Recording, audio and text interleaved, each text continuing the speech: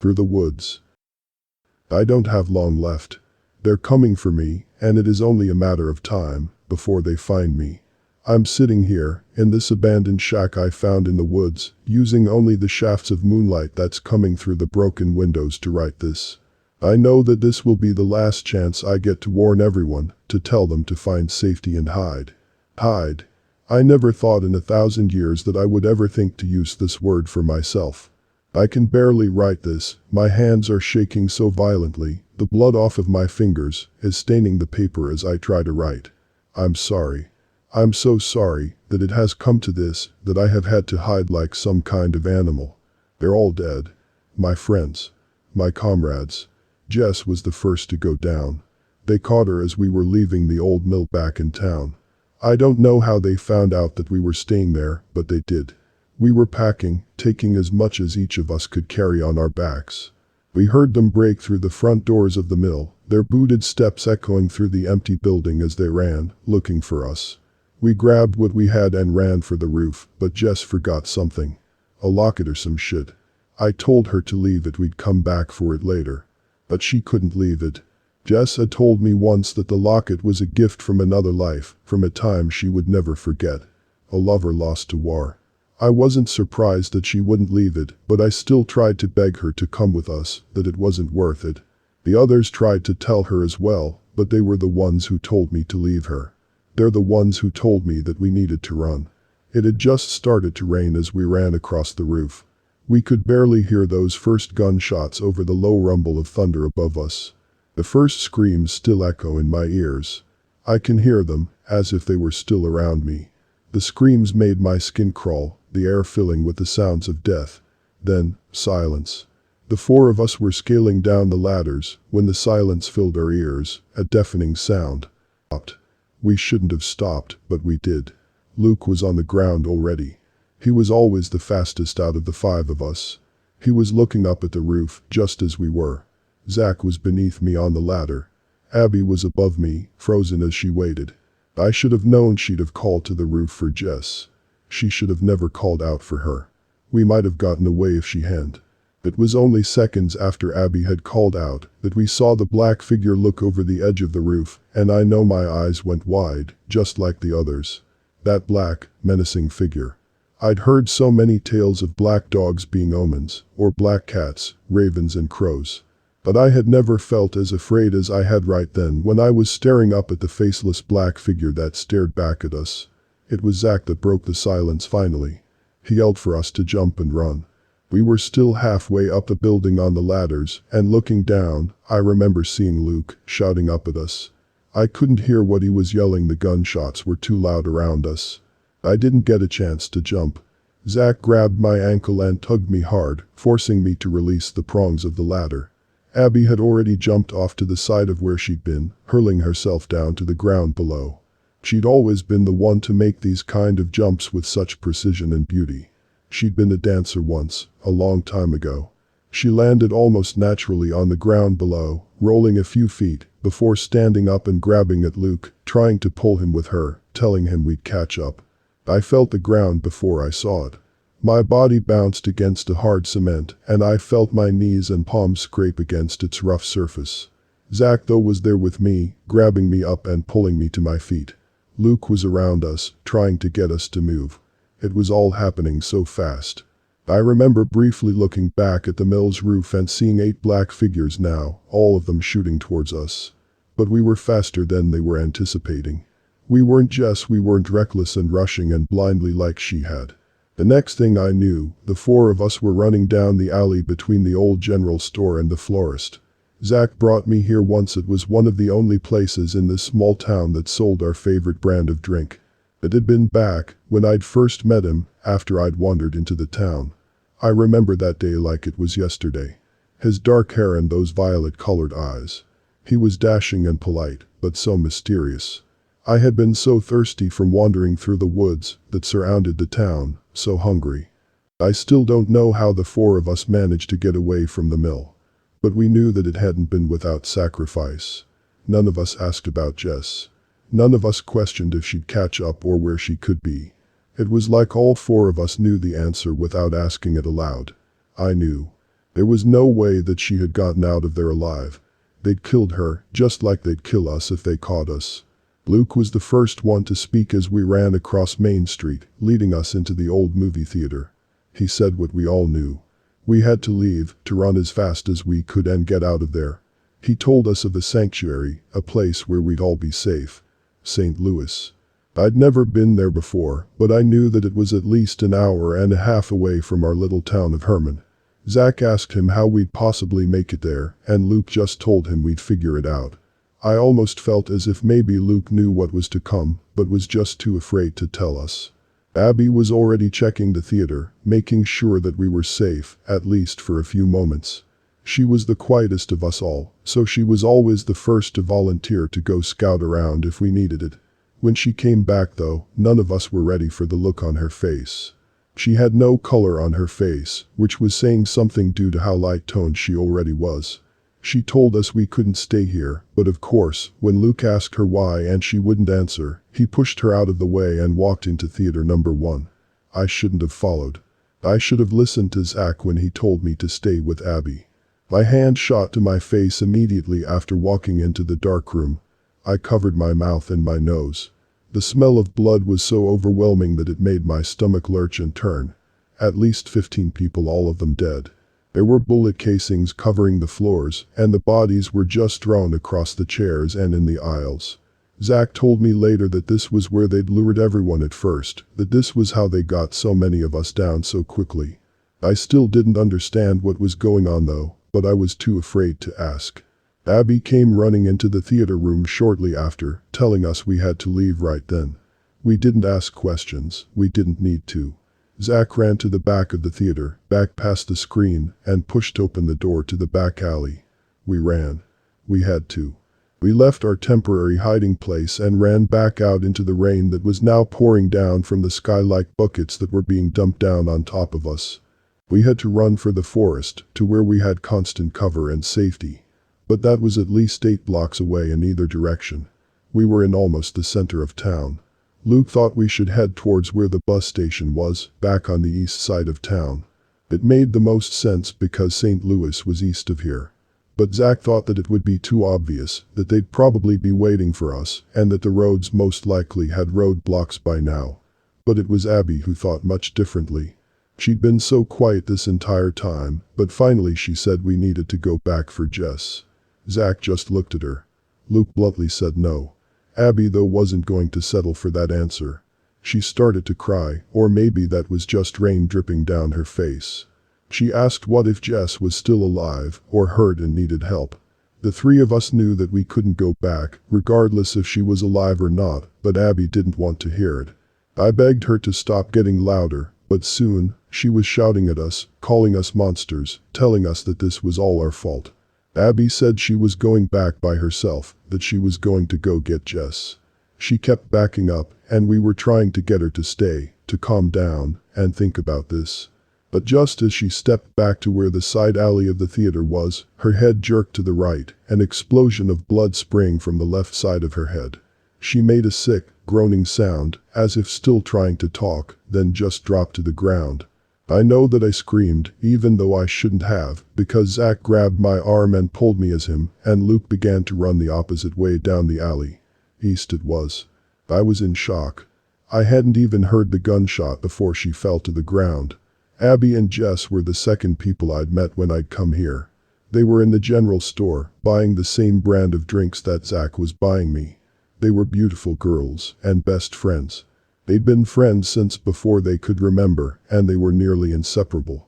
In fact, over the past numerous years, I can only recall a handful of times when they'd been away from one another. Jess had been in love with Luke, but Luke liked Abby. Unfortunately, Abby had never gotten over her lost love. We ran down that alley as fast as we could. We didn't even look behind us. We turned down this alley, then that, swerving in and out of the buildings, doing the best that we could to avoid the main streets. We didn't see another soul until we got to where the bus station was. Herman Station was small, nothing big and glamorous. Just a small outdoor station with kiosks where they sold the tickets. It was quiet there. Luke had expected to find at least a bus or 2, since there were normally a couple that were kept here for backup or emergencies. But they were long gone. Apparently, they'd been evacuating for a day or two before now, quietly. It was like they knew who they did and didn't want to save. We would have to run from here. Make our way to St. Louis by foot. Luke even grabbed a map from a nearby kiosk, just so we knew where we were going and where to avoid. He'd made the trip to St. Louis numerous times, but this would be the first time any of us walked there. We let our guard down, though.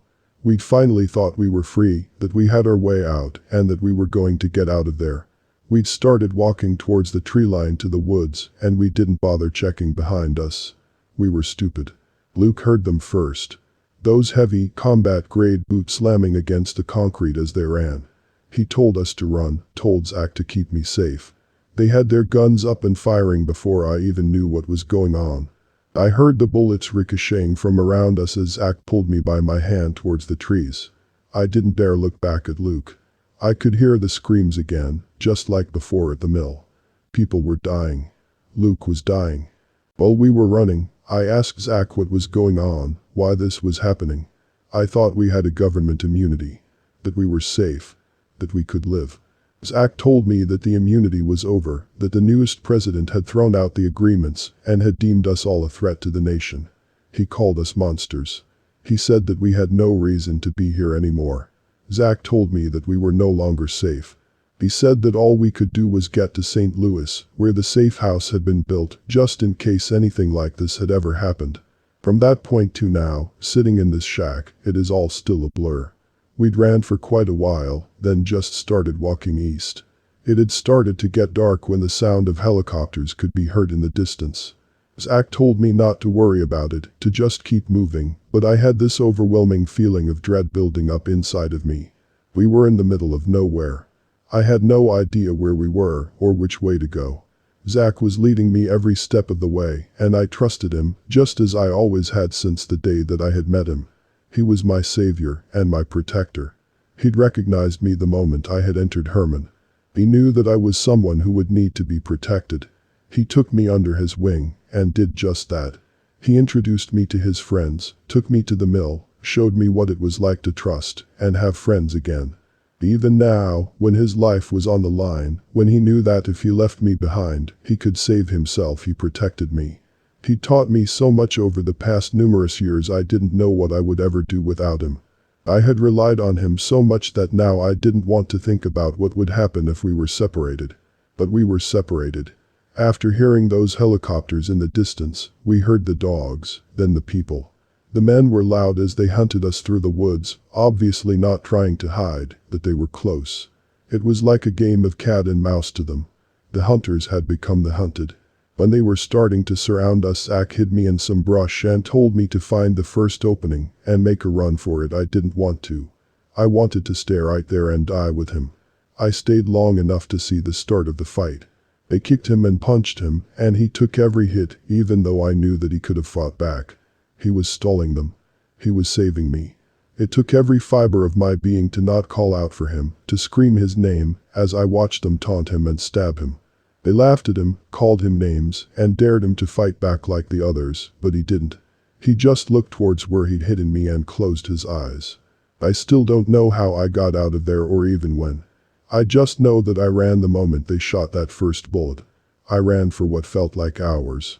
I ran until my chest burned and my body ached. I ran as fast as I possibly could, putting as much distance as I could between me and them. Now I'm here, hiding.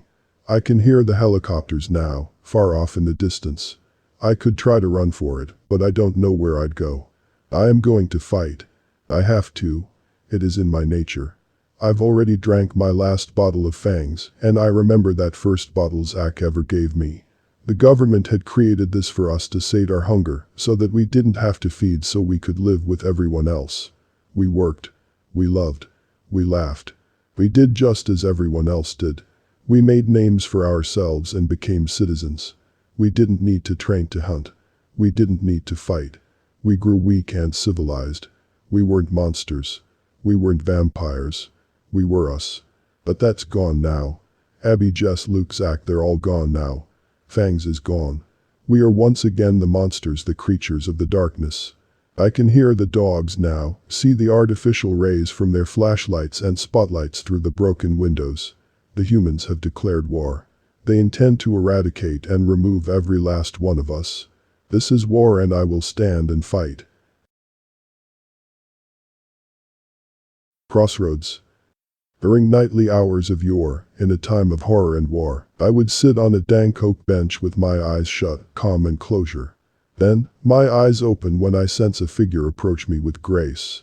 One of nature's eccentric frights perched itself above my shoulder.